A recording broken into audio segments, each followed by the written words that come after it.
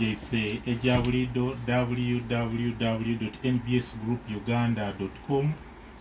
nebaza Katonda atuusizza ku lunaku luno enaku d'omwezi 7 enaku d'omwezi 11 omwezi ogw'omusanvu tuli mu mwaka 2020 osobola okugweta 2020 edakiika diweze 16 dibise ku ssaawa 4.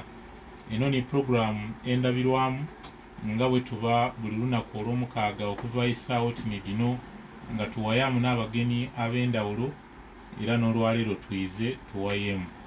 Ninze Ibrahim Shamil ate era ninze Byakika asaasira mwena abafunye ebizibu eby'endawulo omuli ababafiirirwa kwota n'okusabira bannayiffe abali mu malwaliro ag'endawulo nti Katonda abataase akaseera ke mulimu ak'okugezesebwa n'obulwaire.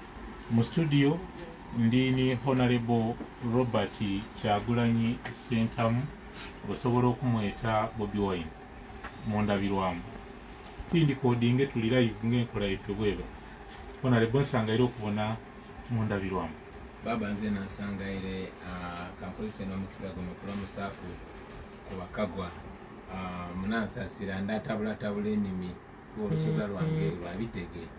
Banange nsanyuse nnyo okufuna omukisa okubeerako ku mayengo ga Nabasa. Njagala kwebaza management ya Nabasa okumpita wakati mu kusoomozebwa kuno. Nze Kyagulanyi Ssentamu buli wensala Nairo nezira eno mbeera Ngobi. Njagala obbalamusaako mwena abaganda bange abayise Ngobi ekika kyange mwenva, abayise Gaga ekika kya ssenga wange speaker kyavaamu, abayise Itamba Katikkiro gyava. Ate ndi wa mukisa kubanga ne Kyabazinga naye mwise Ngobi. So nsanyuse nnyo okubeerako wano. Mbalamusaako mwena gye musinzira okutuwuliriza, ab'e Bugabula, ab'e Buzaaya, ab'e Butembe, ab'e Luuka, ab'e Bulamogi, ab'e Kigulu, ab'e Buna, ab'e Bunanumba, e Bunole, ab'e Busike n'ab'e Bukono. Mwena nsanyuse nnyo okubeera nammwe ku mayengo g'empewo eno. Bakyali bange abali mu ghetto, abali mu garagi, abali wansi mu faamu, abali mu bikaado, banange nsanyuse nnyo okufuna omukisa guno. Kansuubira emboozi yaffe eno enegenda bulungi. Mbalamusizaako mwena basebo ne banyabo. Kale weebale nnyo tusangaire okubona Ngobi Robert Kyagulanyi Ssentamu Bobi Wine. Ebintu biri kutambulira bitya mu kaseera kano aka coronavirus? Wandibuza biri mu kututambulira tutya ffenna kubanga siri wano kwogera ku lwange. Ndi wano kwogera ku lw'abantu bonna. Singa nali njogera ku lwange ze binza okuba nga si bibi nnyo, naye mmanyi nti ebintu tebiri bulungi eri abantu abasinga.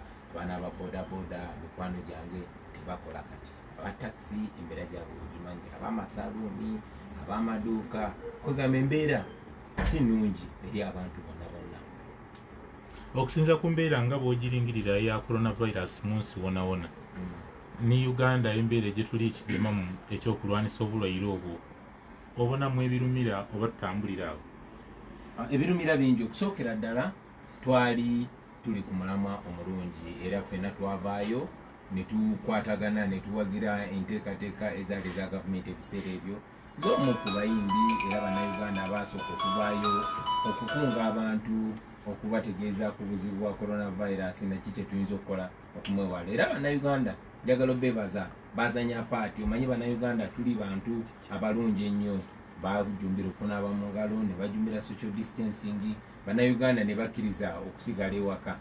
Naye obudde gye bugenze butambula corona efuuse business era ng'abantu abamu bwe bagamba nti corona virus yatandikira China ng'ekirwadde n'agenda e Europe nga politics, wano yajjanga business.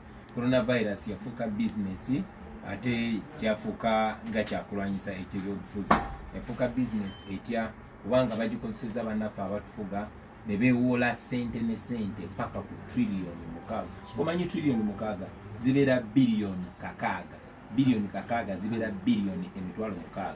Ssente nno zonna bazeewoze nga gwe nange n'abaana baffe n'abazzukulu be balina okuzisasula. Naye ssente ezo zikozeseddwa just kunyigiriza abantu nga bw'ozoolaba bo begagawaza bwegaggawaza bw'ogenda ng'ogoberera mu minisitule y'ebyobulamu bongedde gaggawala bongedde gula mataka nakusenda abantu ku mataka ate ekyennaku ng'ate kyongera kola ki kunakuwaza nakunyigiriza abantu so coronavirus bamukozeseza nga business ate ng'ebyobufuzi kubanga tukitunulire muganda wange bukyanga coronavirus ajja mu Uganda teri munnauganda yali afudde coronavirus naye buli lunaku bakubuulira nti munnauganda ba LDU bamukubya amasasi munnauganda bamuusiza migo muzo biwulira buli wamu ne wano wetwogerera nzijukira nali ndaba ku mawulire nga RDC wawa nga batisa omuntu bamuusiza migo lwaki nti no atagoberedde biragiro bya corona so noolabanga ekintu kyetwalina okulwanyisanga obulwadde ng'ate babukozeseza kunyigiriza abantu ssente zenkugambye zewoleddwa tewali ddwaliro n'erimu pya bizimbiddwa tewali ddwaliro n'erimu lyebaziza ku mulembe no tebalongoseza bya bulamu bya ggwanga ate nga wano tulwana na bulwadde ne babulwanyisa muno so yembeera eyo gye tubaddemu nti bannayuganda baadde balungi nnyo bannayuganda baadde bajumbidde okulwanyisa obulwadde buno n'obulwadde buno bukozeseddwa ate kunyigiriza abantu ate bukyayongera okukozesebwa kuba ssaawa zino wabadde nze ntula mu parliament naye walabye nga parliament egamba ti abantu tewagenda kubaawo campaign so ne bamenya buli teeka onfuna bulungi ogezaako okutuula ku ddoboozi ly'abantu kubanga nga bwomanyi mukulembeze waffe atyanya abantu kubamanyi tebakyamuwagira so embeera bwetu muganda wange bweri coronavirus onayiddiremu ebizibu bingi konalebo Kyagulanyi oba n'okugezesebwa kungi n'omuli engeri gye mujja okunoonyamu akalulu eri scientific eya digito ogirinamu obuzibu kati njagala kusooka kugamba abantu b'ejjinja abantu b'ebusoga n'abantu ba Uganda bonna bonna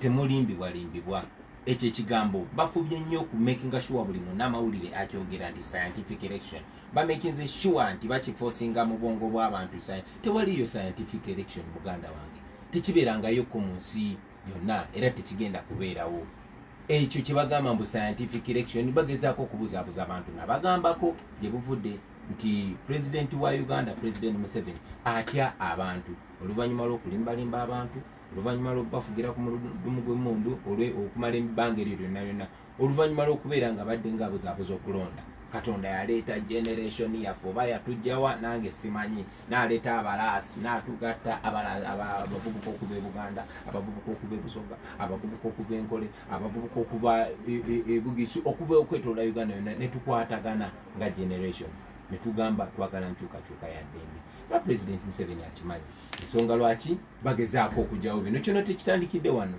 nedda jjukira emabegako bwe bayimiriza show zange tewaliwo coronavirus ngate amateeka gampa kyasokola bwe bayimiriza consultation zaffe tewaliwo coronavirus bali bamenya amateeka ne ku mulundi guno amazima gali nti president Museveni atya ffe sigezaako kweteeka mu kifaananyi naye atya nze nga candidate tasobola ayinza okufa pressure bw'alaba abantu abatuwagira kati ekyo tayagala n'ensi ekirabe tayagala sikwegulumiza munnange kuba mu bonna bwe tuba tunulira olukalala kati olw'abantu abeegwanyiza okuvuganya ku bwa pulezidenti mu kulonda okubindabinda bonna bw'otunuulira amannya agaliko n'ebifaananyi ebibaako Muzeeyi Museveni asinga kutya bwe mu bonna abali abo muganda wange saagala nje okukozesa bukozesa bigambo ate siegulumiza kuba bino ebigambo byenjogera si byange bino ebigambo byenjogera by'abano bannattabire edduska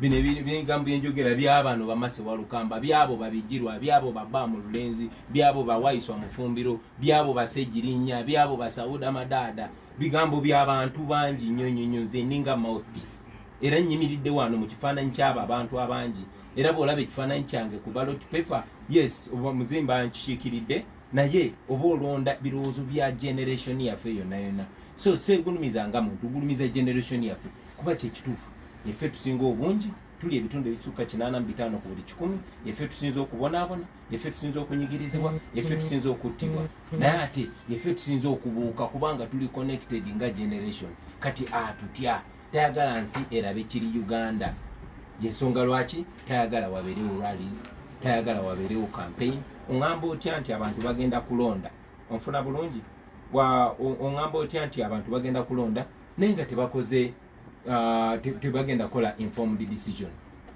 amateeka gaffe gakiteekawo very clearly nti abantu bagina right to information baconnectinge balabe omuntu ki gwe bagala ayagala bamulonde bamuwulirize baddeyo bakole okulonda bakole okusalawo okwo naye ate President Museveni ne government ye tekyagala. Njagala omanyi bulungi nnyo nti no ekyo kye bayita scientific election kimenyamu kiwakana ne contract gye tulina n'abantu, kiwakanya amateeka, kiwakanya semateeka, kiwakanya buli kimu. Ati kyabulimba kiri hypocritical. Muganda wange genda wali mu paaka saawa zino olaba abantu abaliyo, genda mu katawuni konna wano mu Busoga oba mu Uganda yonna abantu bajjuddeyo bangi. Kakati ekyogamba mbu tusazzaamu campaign kubanga tukuuma abantu bulwadde, ekyo kyabulimba era abantu tebagenda kikkiriza. President Museveni abadde afuba nnyo okulaba nga bannayuganda tebaconnectinga, tebawuliziganya. Ensonga lwaki kati bateekawo kino ekiwaani nti scientific election so that baleeta scientific result. Kwegamba byonna bagala biteeka mu science. Nzize nga nkyogera titwagala kalulu ka alaali si kalwali. Awo ne wendi kwenda otuyambeko okumanisa abatuwuliriza. Mwabere mu palamenti mwakibisa kyabise waira abandi mwakiwakainya ekyokuba nti campaign dijaba scientific. Olwo akalulu tukobe ntojake esimbamu era tojake etabamu kubanga kajja kuba scientific n'ekiriwo. Tekagenda kubeera scientific, nkusaba togezaako kukifosinga mu bwongo bw'abantu era bannaffe mwenna abatuwuliriza tebabalimba, tewaliyo ebyo bayita scientific, tekiriyo muganda wange. Ongamba otya nti tetugenda kuba campaign naye ate abantu bagenda keera ku makya bajje basimbe layini balonde.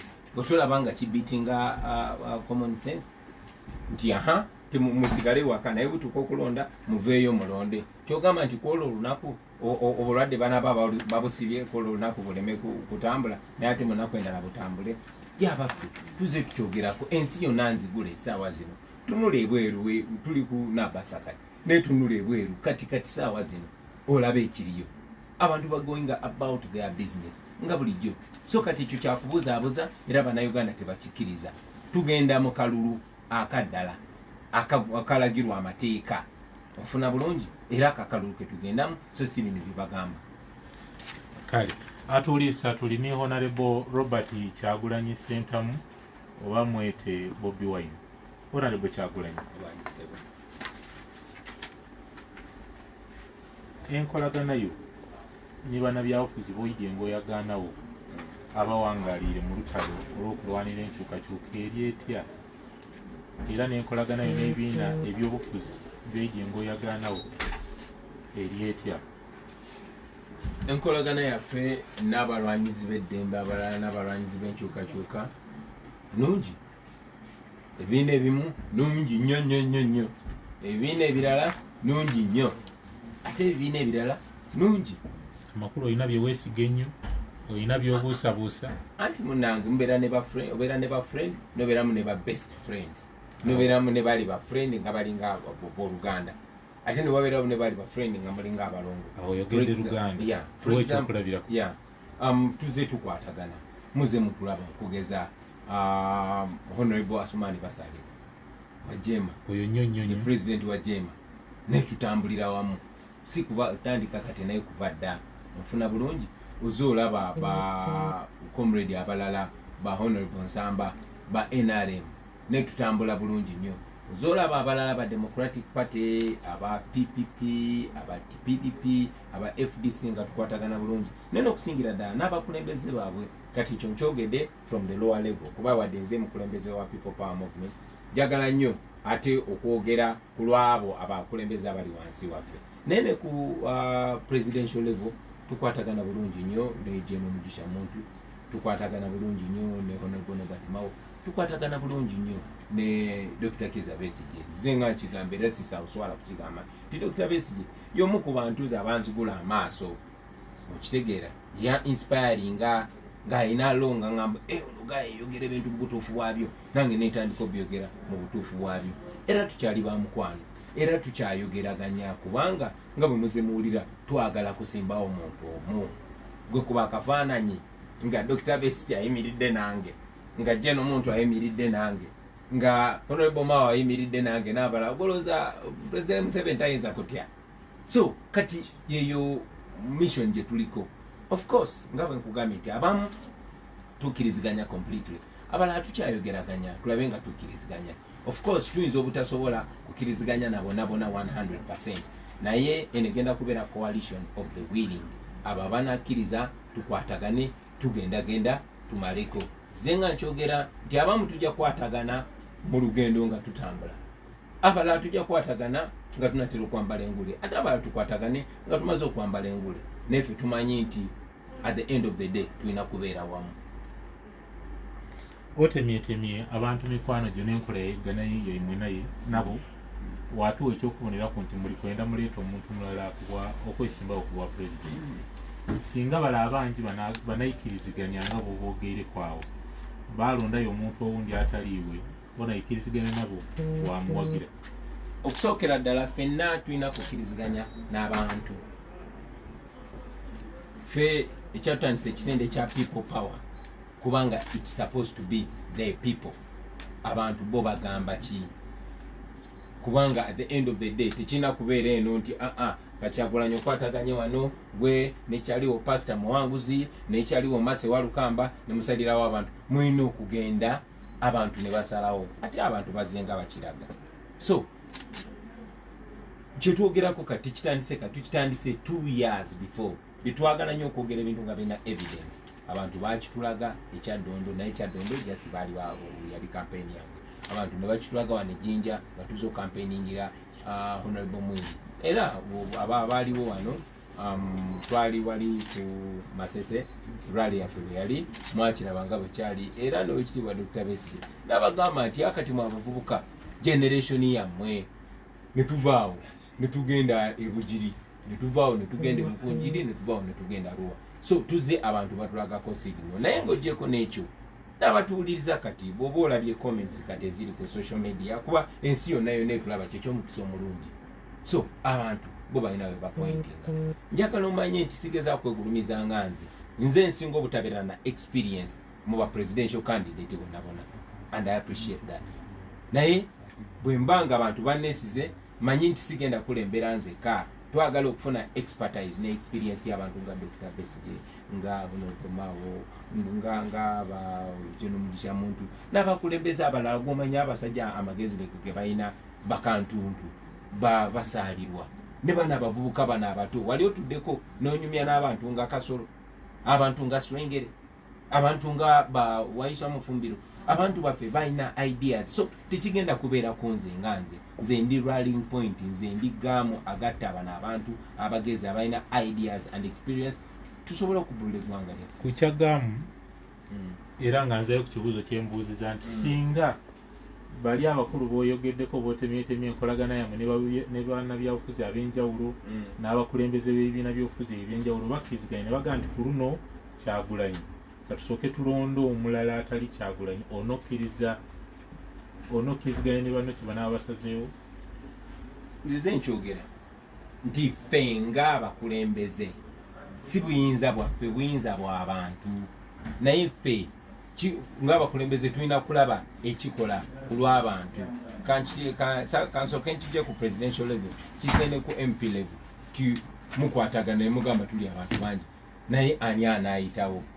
Of course siri wanjawulo naye tuze tukiraba over time nti okay what are the factors. Era njagala kuno kusalawo kuleme kubeera kwa kasenge ingire mu kasenge mulonde papa no kino ky'abantu ekyanditanzi kubijjayo eyo mu bapolitician kubiteeka mu bantu abantu bakirabe basalewo bonga abantu. Ku mulundi guno njagala okubulira nti omwana akola mu garage alina obuyinza bwe bumu ne Mase Walukamba yesimbe kuba MP. Omwana akola mu bakery oba akola mu bikajjo alina obuyinza bwe bumu ne MP. So abantu bo bagamba ki? Kuba tumaze ebbanga ddene nnyo nga tugamba okay kakati ba politician bo bakolewe ebiti. Gyetunuulire mu 2016 bo bannabyabufuzi batuleeyo ne bagamba asinga okusiba ettaayi ye Amama Mbabazi. Bo ne balonda Amama Mbabazi. Ne bannayuganda ne bagamba nedda ssebo. Bo ne basonga wali. So kyekyo kitwagala okukola. This should be a people-centered decision, not a politician-centered decision. Sigezaako ku discounting abapolitician ba mugaso nnyo ne bo balina kugaidinga bugaidinzi decision nekolebwa abantu ate kati ffe tuze tukirabako muganda wange kuba byenjogerako biri backed with evidence. Era oba oyagala njagala bwe tufuluma wano siina muntu gwempise n'essaawa zino already abantu beetolodde ebweru wa station eno. Kitegeeza ki? Tulina okutunulira signal abantu gye bagamba. So bokonyeeko balabe signal era balondole signal abantu gye bali. Bawulirize abantu. Kale bakitegedde. Kwabo bano beosanzeewo nga bali mu lutabaalo waliwo abatalina bwesige mu kakiiko ak'ebyokulonda era bagamba nti singa kale n'obwesige tebabulaba mu kulonda kuno gw'olina obuvumu n'obumalirivu obwoleka nti olina buzibu mu nteekateeka akakiiko ak'ebyokulonda gye kaba kateeseewo mu kulonda kuno.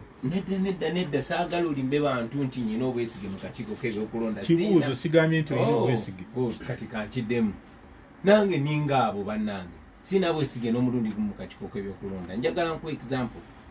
Mwami Byabakama ne banne batalemwa bakwata ekkubo ne bagenda wa President Museveni n'abawawoda nti ne bamubuuza muzeeyi kati kyekikolera gwe nga gwe boogera na candidate gwe tugenda okuvuganya naye gwe kyekikolera candidate olina agamba bajja kunkuba ekivvulu kyokola timuteekawo campaign. Of course mbumenyi bw'amateeka ne bajja ne bakola kyekimu ojjako n'ekyo bantu be bamu ate muwe ekitiibwa Mwami Byabakama. Naye njagala ojjukire nti 2011 ye yakozesebwa ye kennyini okulumiriza Dr. Kizza Besigye n'omuwaayiriza tiyakutte omuwala. Okitegeera? So bannayuganda balina okwejjukanya ne bagamba nti no ako kakiiko k'ebyokulonda kati ombuuzizza confidence njijjawa munnange amanyi gaffe gali mu bantu si kalulu. Muliriza amanyi gaffe gali mu bantu abantu ke kalulu si kakiiko ka byakulonda. Njagala kino kiddemu bulungi abantu bakifune clearly. Amanyi gaffe gali mu bantu gwe kakiiko k'ebyokulonda ne bwoba oli biased ne bwoba owagira Museveni ne bwaba otoli independent abantu basobola okusinza amaanyi. Kankuzeeko emabegedda President Amini yali agaidinga ababokisa omanyize ndi bokisa naye ref bw'aba tali ku side yo oyina omuntu mukuba knockout omuntu bw'omukuba knockout tebibamu bw'ateeka akati omanyi engeri oli gyayakusinza point ng'ogomba okulwana naye base wansi.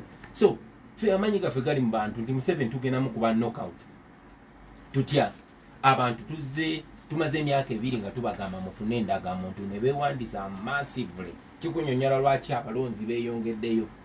Abantu ntujja nga tubagula amaaso twasooka bagula amaaso ntubagamba bannange muli basireevu mu nsi yammwe. Ekyo ne bakiziganya naffe ne tubuuza nti kati tukole ki? Tubagamba mugende mwewandiise kuba kati ffe tuli mu lutalo naye olutalo lwaffe si lwakutta bantu ng'olwa Museveni. No, ffe tetukkiriza mu butemu, ffe tukkiriza mu democracy kuba n'omulembe gwaffe ebyo tebikyakola. Kati democracy ne tukunga abantu era abantu bali ready. Bannayuganda bwe banaavaayo ne balonda nga bwe bakikola ekyaddondo nga gavumenti ereese bilioni 5 ne tubawangula nga bwe bakikola nejjinja ne baleeta amasasi ne baleeta ne tubawangula ne Mwiru nga bwe bagenda Bugiri ne batta abantu ne batiisatiisa ne tubawangula nga bwe bakikola Rukunjiri nga bwe bagezaako nange kennyini okunzita ne batta Yasini Kawoma driver wange nze kyasi kya Misinga Narole. Okitegeera ne bagezaako okuteeka okutiisa ne tubawangula. Njagala okuwa Bannayuganda amaanyi nti tugenda kuwangula Museveni kuba ekyo kibaddewo mu Congo kyabaddewo bawangula candidate wa President Kabila. Gambia kyabeerawo bawangula dictator gwe bayita Yahya Jammeh. Mu kalulu onfuna bulungi Malawi tewannaba na kuyita wiiki 2 nga bakoze ki nga bawangudde dictator abaddewo. So kisoboka era ffe tukkiririza mu kalulu si mu kakiiko k'ebyokulonda ne mu kalulu tugenda kuwangula tutya ffe abantu nga twebeereddemu. Ndi wano ku radio bafubye bateeka emmundu buli wamu President Museveni atambula ye nga bw'ayagala naye nze gwafuuka musango abantu okundabako ne mbakubira jambo. Ekirungi nti abantu babuufu era batuwuliriza era njagala obbasaba ne wano wendi timutambuze amawulire gano manyi batuwulira ku radio stations batuwulira eyo yonna mikwano gyaffe mutambuze gano amawulire. Tugenda kutuuka mu kulonda tugenda kuvaayo tusiibe ku line kuba olunaku Uganda lwekyuka tusiibe ku line tusuule akalulu tubeerewo tetugenda kuvaawo tukakuume tukalangirire Museveni tumusiibule mullo so bwekityo bwekigenda okubeera temugenda kulinda kakiiko ka byakulonda kulangirira munalangirira wekikonyeekaawo nti tukalangirire muganda wange kyonna kigenda kubeera kiriya ate bonaabeera obululu 10 ne bagamba nti ino buli bubiri okay Honorable Kyagulanyi waliwo bayino bomuli ku luyo oluvuganya abalina endowooza nti okulonda bwe kuba kugyategekebwa kutyo nga bwe bali kukuwulira ebiri scientific campaign n'ebigiirako kwali baire kwongezebwayo oba okwongerwayo okwo ekiseera mu maiso eyo oyikirizigane nabo olaba tulina ssemateeka tulina constitution era nze nzikiriza nnyo mu nvuga y'amateeka constitution yaffe bagikola mu 95 naye abagikola balengera nti wasobola okubeerawo embeera bweti era akawaayiro namba 77 akanyomero akokuna kagamba nti Uganda bweneebeeramu embeera efaanana bweti wajja kubeerawo state of emergency wanaabeerawo state of emergency basobola parliament esobola okusalawo ne declaring state of emergency neyongezayo okulonda emyezi 6 emyezi egitasukka 6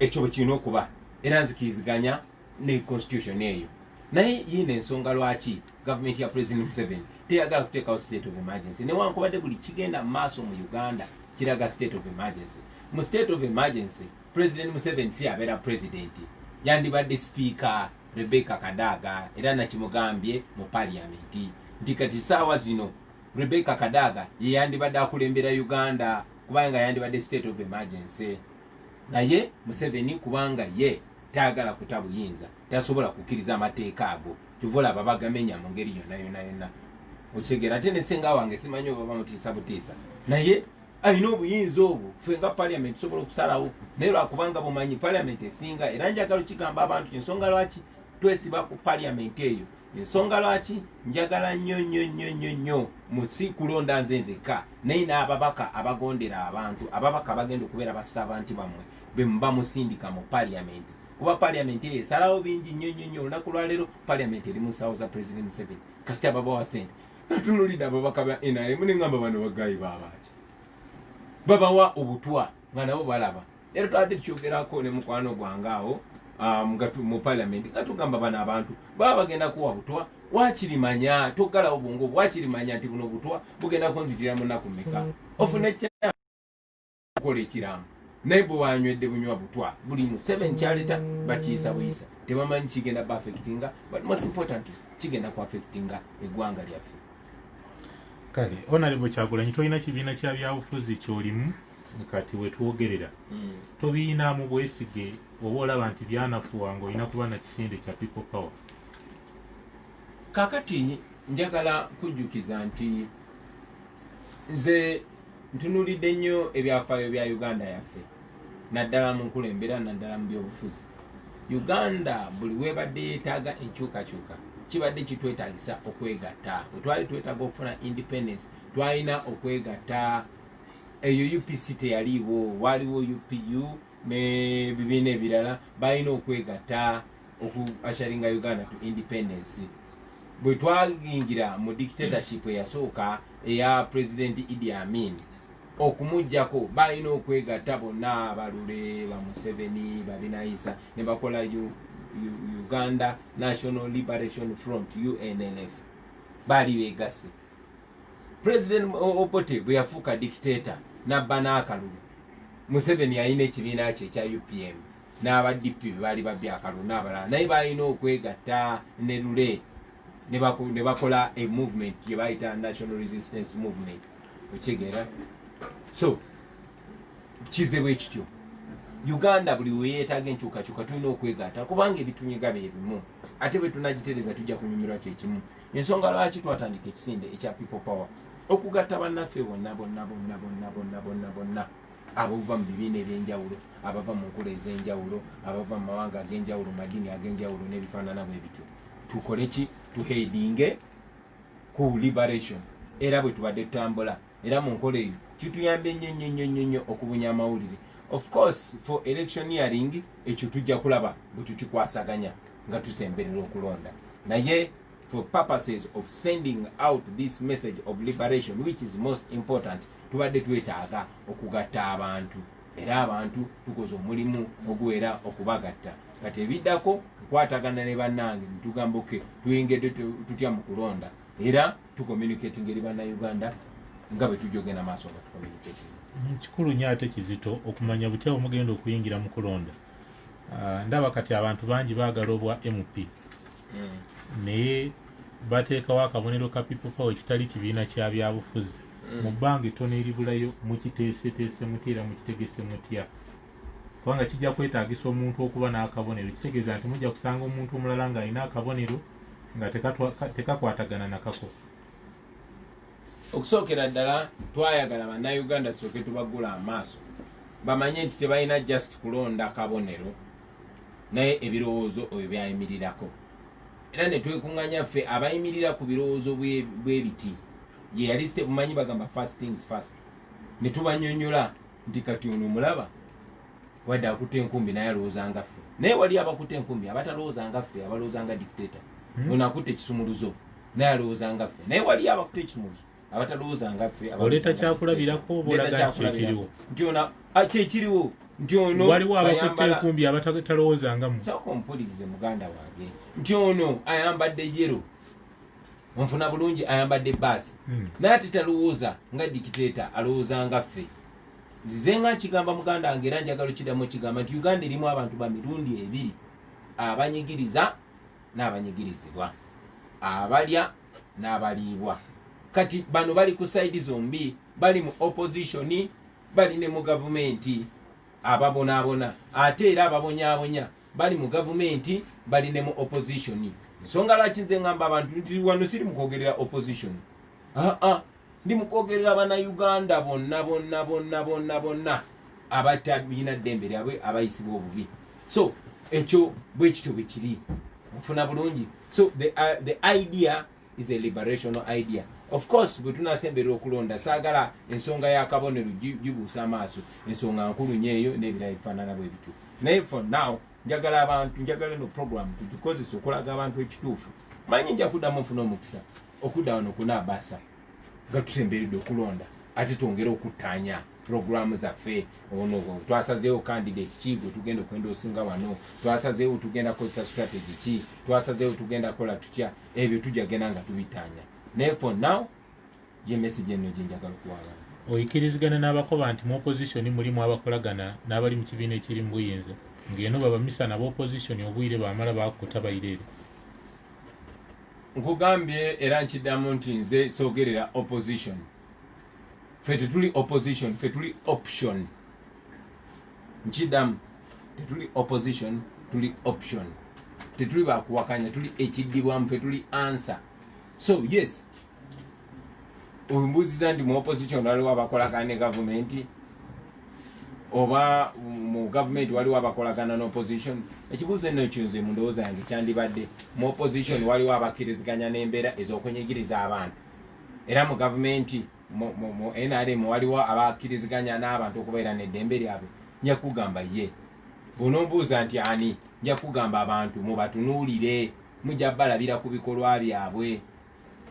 Webale nnyo webalire ddala. Mbuze ekibuuzo kirala. Kale webale nnyo Honorable Robert Kyagulanyi Ssentamu Bobi Wine. Atuuliisa tuli ku 89 akatoneze 8 Bassa Fama. Eno ni program endabirwamu Kyagulanyi ti opposition, Kyagulanyi wa option. Kale katambulira awo n'owa option akulira ekisinde ekya people power. Amaanyi ng'ogatayirina okubwa president, ebifo ebindi oli safe. Sinze buli wogamba ng'ogataye ati niwo omukulembeze wa option, niwo omukulembeze wa people power. Munnange okuyimirira niwe komanda n'okubeera wano mu studio nandibadde ndinzekka, ne okulaba nga ndine Natabi, ndine Masewa Lukamba, ndine Bijirwa, ndine bapasita Mwanguzi, kubanga bino ebirowoozo byaffe ffenna singa mbadde nze kwemalira nandize nenjogera byenjagala, byenjogera bye twagala. Kati kibuuzo kyandibadde amaanyi nga mugatadde nnyo obwa pulezidenti oba ba MP temwagala buwangula. Nja kugamba nti amaanyi tugasinze gukafokasinga ku presidency, kuba nze ndi MP muganda wange, naye ndi MP atakkirizibwa kufuluma mu nyumba yange kugenda kulaba ki ekigenda mu maaso mu constituency yange. Lwaki? Kubanga President Museveni yawamba institutions zonna amateeka agamenyanga bw'ayagala.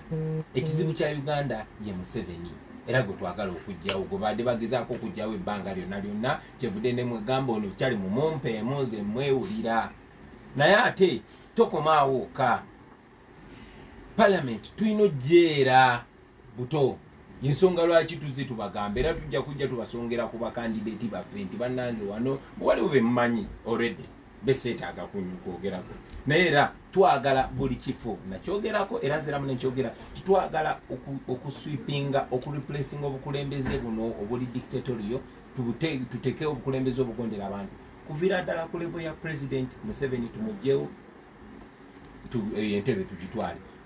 Mayors bonna abakkiriziganya ne policies ezitakwatagana n'abantu tubajjewo tuteekewo abalala, ne ba MPs si ba MP bokka ne ba kansala paka ku LC1. Naye njagala ne kino kittaanya nti obuzibu bwaffe tebuli n'ababaka oba n'abakulembeze ba NRM bangi nnyo abakulembeze ba NRM naye nga baagala ensi yaabwe era nga bwe nkugambye bangi nnyo abatambulira mu opposition naye nga tebaagala nsi yaabwe. So ffe twagala change. Kyoba otuyambeko okugaziya era mbaye ndikuidaawo nti obuzibu obubonawa President Museveni n'ekizibu, NRM n'ekizibu, oba enkola ey'emirimu erikolebwa buti mu Uganda n'obuzibu? Obuzibu kambunyonyole emirundi ebiri. Of course enkola y'ebintu mu Uganda bwe buzibu naye buvaawa? Buva ku mukulembeze. Waliwo mukwano gwange batwali eyo ne bamubuuza nti problem ya Africa oba Uganda yeki, mpayo ebizibu bisatu ebya Uganda. Nagamba ekizibu kisooka ekya Uganda bwe bukulembeze, ekizibu ekyokubiri ekya Uganda bwe bukulembeze, n'ekizibu ekyokusatu ekya Uganda bwe bukulembeze. Era nzikiriziganya nabo, ate nzikiriziganya ne President Museveni n'ekitabo kyawandiika nga ali mu myaka gyange bakiyita What is Africa's Problem, kyawandiikibwa Yoweri Kaguta Museveni. Mu kitabo ekyo yagamba Africa's problem in general and Uganda in particular are the leaders that overstay in power. Okitegeera kye ngamba? Lwaki abakulembeze bwe bagenda mu buyinza bawamba ebitongole ebya gavumenti ne bifuuka bo. Kati Uganda Police ye Museveni, Uganda Military ye Museveni, Bank of Uganda ye Museveni. Ensonga lwaki owa police tagoberera amateeka. Omulimu gwa police is to follow law and order, to keep law and order. Nekati mu Uganda police omulimu gwabwe kumenya amateeka kasaba nga bayamba Museveni. Kikonyonyola lwaki nze n'okutuuka wano kunabasa nzizenga ninja kuba batadde road block eyo yona okunemesa okujja ku radio station. So ekizibu kya Uganda yenkola ekulembera wa President Museveni. Baze batunyonyola na akyusiza buli muntu okujjako ye, akyusiza abaminister, akyusiza abaki, akyusiza obukiiko bw'okulonda naye ye takyuka. Era ensi tekyuka, kati ffe twagala kukyusa ye kennyini. Then Uganda esobola okudda ku luguudo olutuufu. Kuba kati yava ng'omugenzi Basudde bwe yayimba, kati eno basi dunia yava ku main road kati eddukira mu nsaalusa akagasaka. Honorable Kyagulanyi, waliwo abantu abalina endowooza nti lwaki Kyagulanyi tasoose kuyirayo mu Parliament ekisanda kino n'anywezaamu n'awaako omukisa ababayirewo okutuusa ekigendererwa mu maiso. Okirowoozaako ki ekyo? Nze sajja wano okubeera mu Parliament kyova olabira tundabawo nnyo. Nze siri politician muganda wange, nze najja kujjako Museveni nkiddemu. Ng'oyita mu Parliament? Nali muyimbi, bino ebintu byenjogerako maze emyaka kumpi 2 nga mbiyimba si bipya. Naye kubanga bwe nali mbyogerako nga artist nga baagala nnyo okugamba abo bayaaye, abo bavubuka, abo bayimbi, ne ngamba okay okuntekinga serious mwagala nkole ki. Kuba nalina embiri zange mpanvu nga nzaagala nnyo, nensalako nenkyusa nensiba nettaayi nengende bigambo nentandika bagamba mu Luzungu. Naye era mu Parliament gye nalabira nti system yonna nvundu. Onfuna bulungi nti bawamba ebitongole babiwamba, ekintu njagala kigende mu bwongo bw'abantu, ebitongole babiwamba. Okitegeera nti tulina office ya IGG naye temulina mugaso omuntu omu nakalema yalina amaanyi okusinga aga IGG. Onfuna bulungi? Poliisi tekyali poliisi, osanga awo kavubuka kubanga kafaanana ng'abafamire ya Museveni kekali awo myaka 23 naye nga kakuba ne ba DPC ne ba RPCMP. Yensi bwe yayonooneka bwetyo. So nze kyandeeta kuconnectinga generation yaffe kubanga baali bagezezaako bangi nnyo bwe twasuubira bitukolera abana abasiba amatayi abo asoma ennyo zi degree ne zi masters aba intellectual nga tulaba bonna tebatukoledde nga tefe tusinga obungi nengamba naye bakyali bange lwaki tetwebereramu ne tusalawo twebereremu. So nze gwe mulimu gwange ye mission yange ne bannange twagala kukyusa gwanga tuteeke obukulembeze nga bw'otunyiiza nga tusobola okujjawo kuba ffe twakuteekawo. Ne Museveni alowooza tetusobola mmujjawo kuba alowooza si ffe twamuteekawo newankubadde bajjajja baffe ne bataata baffe be baalwana olutalo okumusaawo nga balowooza bajjewo nakyemalira bateekewo omuntu mulamu kumba ate bataddewo dictator asingako obubi. So kikulaga nti saawa zino mission yaffe erina kujjako Museveni. Lwaki ndowooza nti nze nsobola? Kubanga abantu abasinga mu Uganda bagwa mu layini nga gyengwamu. Banaku nga nze, baavu nga nze, bantu ba ghetto nga nze, bavubuka nga nze, banyiivu nga nze. So yensonga lwaki tulowooza nti eno time ate eno generation yaffe waliwo omuwandiisi omu bamuyita France Fanon yagamba every generation must identify its call and either pursue it or betray it. Kati kolo yaffe nga generation kununula ensi eno gye bayita the Pearl of Africa Uganda tugiteeke ku mulamwa naffe gwe tuli enyumirizaamu. Nze njagala nnyo oluvannyuma lw'okuzanya paati yange ndaba abavubuka ng'abato ndi musanyufu nnyo nti okuvayo kwange ate kwajjayo abavubuka bangi. Nze nali siwulirangako ku baana abaana abato bannattabi, nali siwulirangako ku bamululenzi, nali siwulirangako ku bantu bangi nnyo naye bagenda bavaayo mpola. Era njagala obakubiriza muveeyo mwenna mwesimbewo mugjeeko bino mbu kati gwe wandirekedde ono kuba ye mukulu.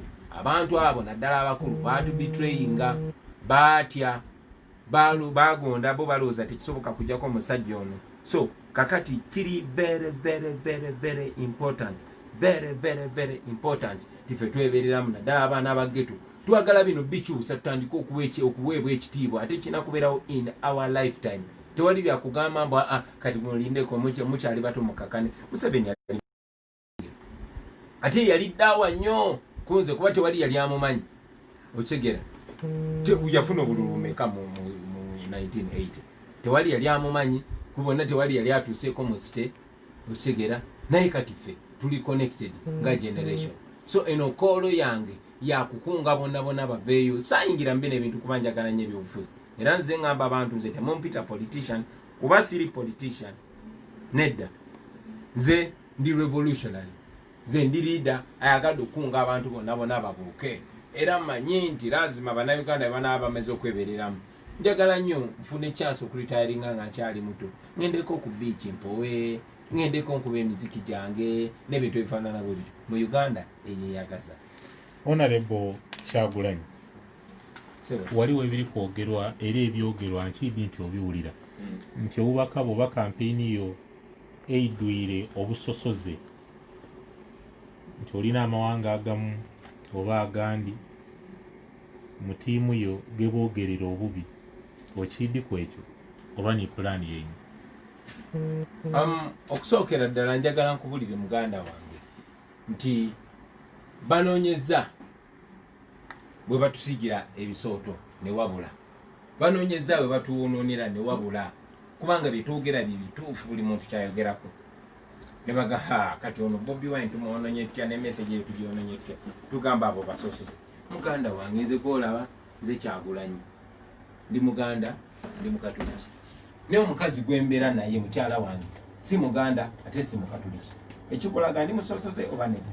Mwawukanya eddiini nemwawukanya ne twawukanya eddiini twawukanya n'eggwanga mwakigatta mutegeera kubanga generation yaffe totubuulira ebyo bya busosoze ffe tuli bannayuganda ffe twagalana ekitugatta yennaku yaffe ne payini gye tuyitamu okitegera ebyo busosoze generation ya Museveni bibasosoze ekyokubiri genda ku kyali wange taano wange gwembera naye nubiyaniri twawukanye eggwanga twawukanye eddiini ye musajja munubi musiraamu genda ku bakyali bange bawayiswa mufumbiro babigirwa twawukanye eggwanga twawukanye eddiini ne bano wentudde kati so kyekyo kitwa identifying the generation yaffe terimu mbu ggwanga mbu ddiini ono musajja ono mukazi no twogera ku mazima muganda wange njagala nkubuulireko nti omuntu yenna nga eddiini yo n'eggwanga lyo nga bikusingira amazima n'obwenkanya bw'obeera kizibu eri ensi era eyo karakita ya President Museveni njagala nkubuulire nti tewali muntu musosoze mu mawanga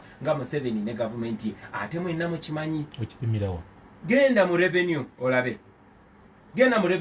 bona bafaanagana sinasoma listi bakoze lishafu genda yo kati genda mu office yonna genda mu poliisi genda olabe buli RPC buli RDC onfuna bulungi genda olabe buli office buli wamu genda mu electoral commission mwennyini ontegera kyengamba Museveni's regime has shown us the highest level of tribalism ekyenaku nze bwe njogera ku tribalism ate nze mbeera omubi naye aba practicing tribalism bo tebabalabanga bubi okyegera ensonga lwaki bafuba okukozesa abantu bonna okuleeta ebyo bimesagi byabwe bya tribalism munange ffe twagalana generation yaffe tuli connected okyegera tosobola tugamba mbu kati ono mase si wagwanga lyo so talina kubeera kyaliwo nedda ssebo we judge people by the content of their character ekimulimu kyetutunuulira kikunyonyola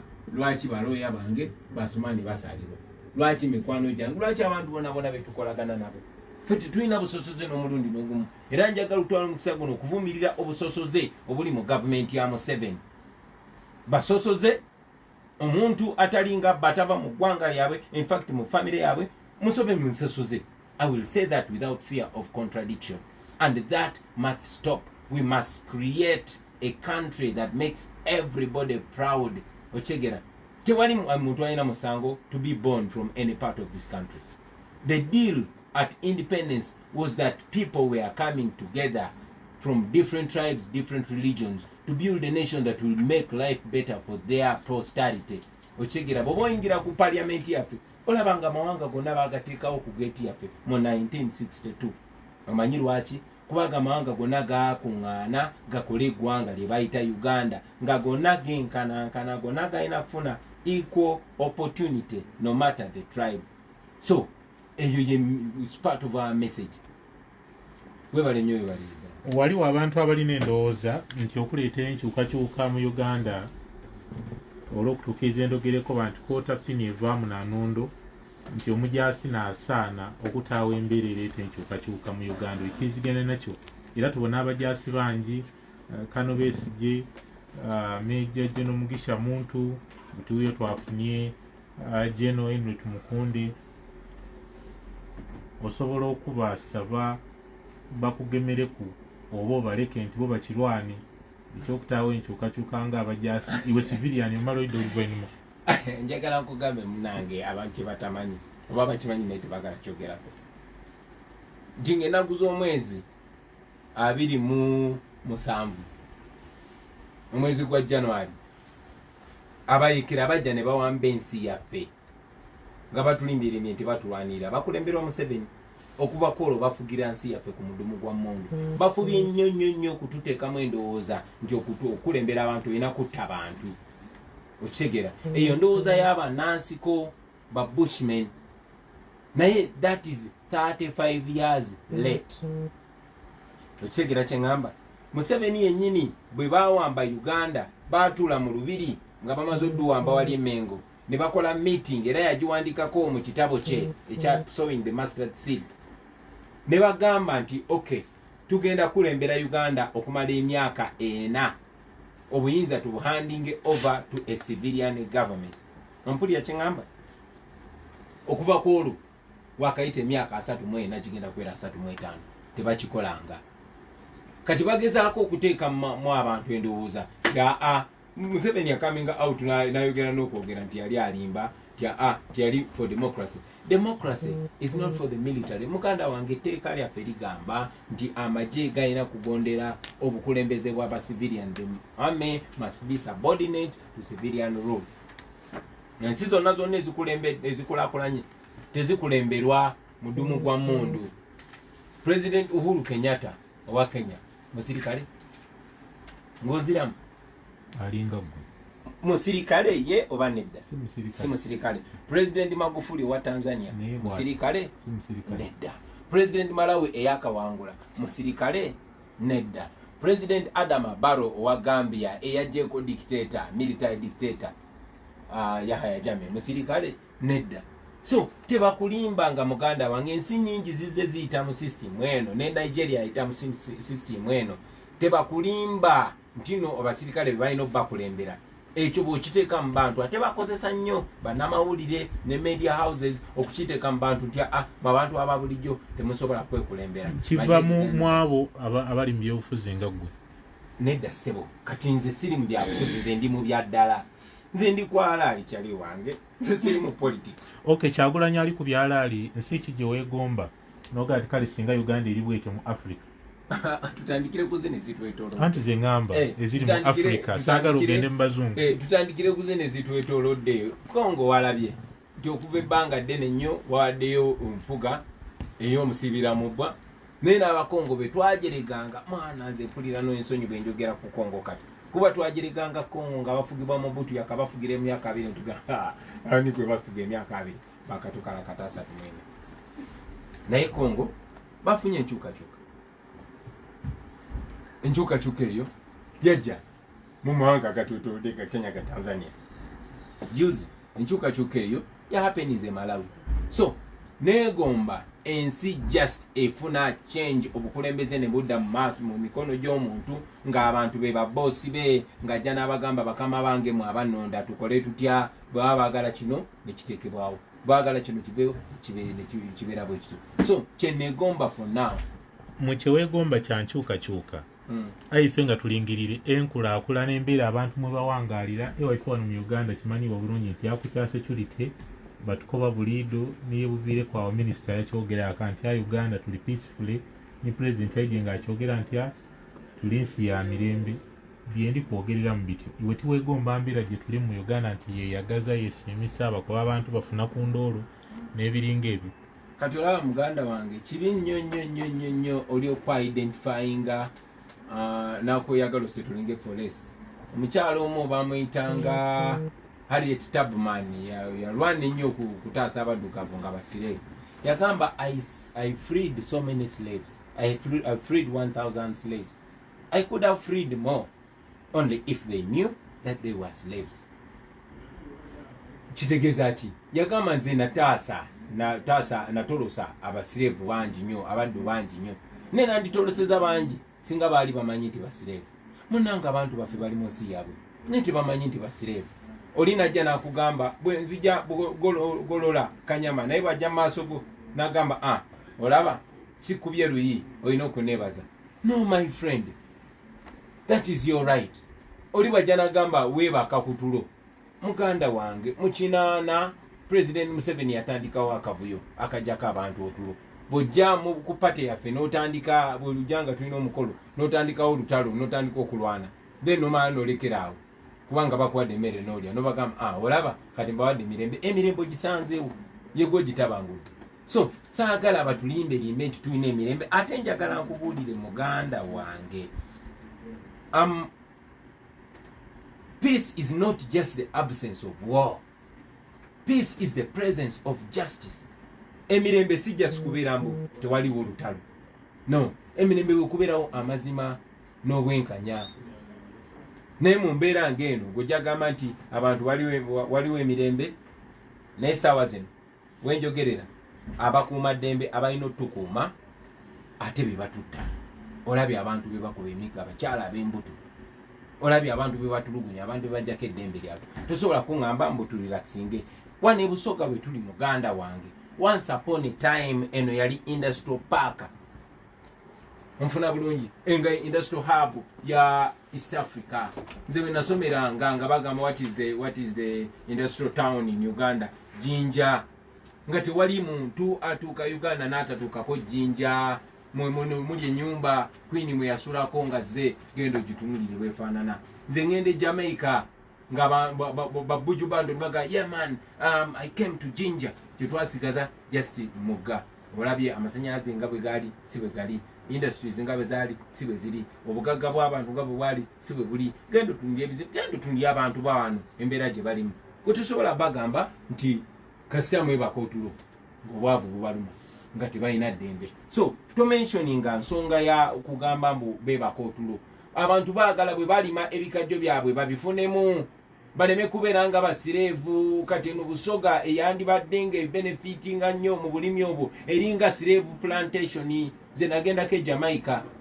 balinga balima nnyo ebikajjo nga boolaba wano busoga in fact Jamaica yenkana ne busoga Jamaica kasi katono nnyo nekamanyiddwa neyenkana ne busoga naye mu biseera bya slavery nga omuzungu yabeera nannyini samba nga Bajamaica bo balima ku miggo embeera bwe yakyukakyukamu nga bazze mu neo slavery nga bakola ki nga babalimisa ku busente obutono ennyo nga badukavu tebalina bitunda bwe baba balina bitunda balina okubeera ne license ate balina kuguza muzungu njawulo kyeri wano musobola okutunda ebikajjo byammwe nga mubirimye mumanyi ne by products ezirimu no bantegezeza nti yiika namba ey'ebikajjo omuntu agifunamu $40 okigera ate nga amaze obipakinga wali okumala wiiki 2 abantu balina jagale balina power over their productivity twalinanga busoga growers cooperative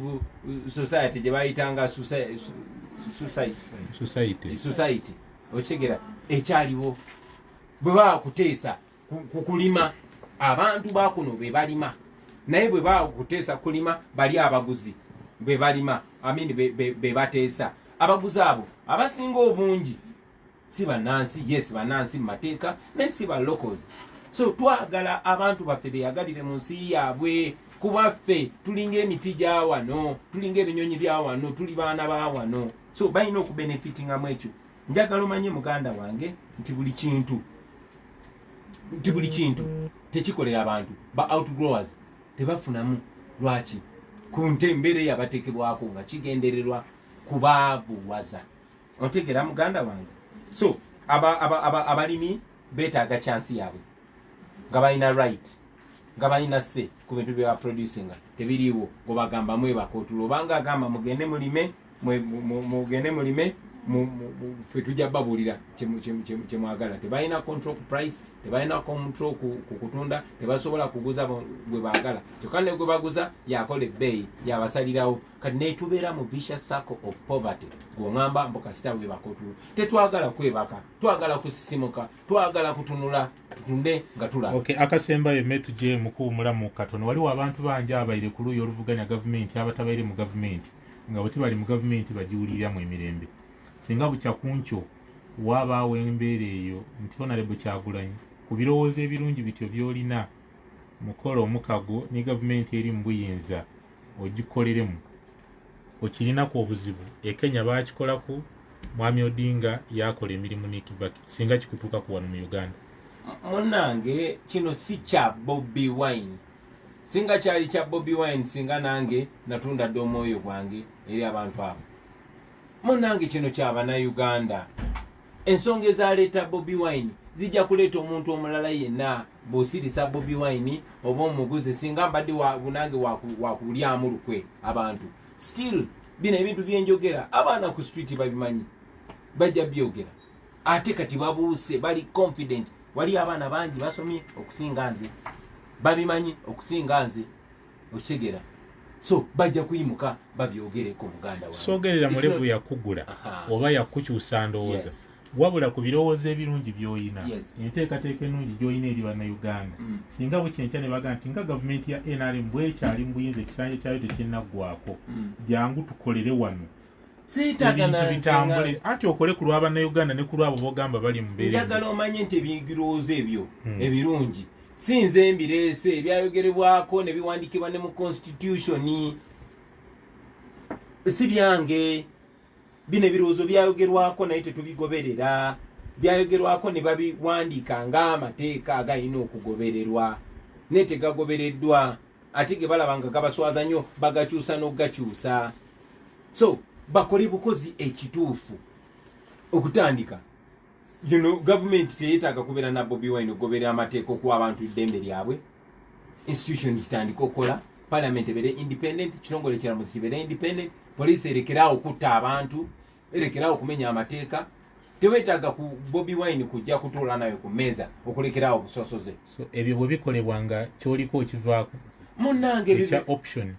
Of course, the option is the right thing. The option is not me. The zeros and twinayo kuletayo individual mulalo munene. We don't believe in big individuals. We believe in big institutions, strong institutions. Kale. Atulisa tulikina na mwenda akatoneze ina nabasa fama program endabirwamu nijoli kulisa tulini Honorable Robert Kyagulanyi Sentamu yebwida maisa awo twidabo no wali wenda uloba n'ebirala ekya Bobi Wine n'Kyagulanyi ali malanga ya kigaita ati ninze Ibrahim Shamil atera ninze bya kikakatole ubaka buno twire tweyongereyo n'ekitundu kyaife ekyokubiri Ngone kubifanya nga tikiriraga abantu banje ndakamve mutenda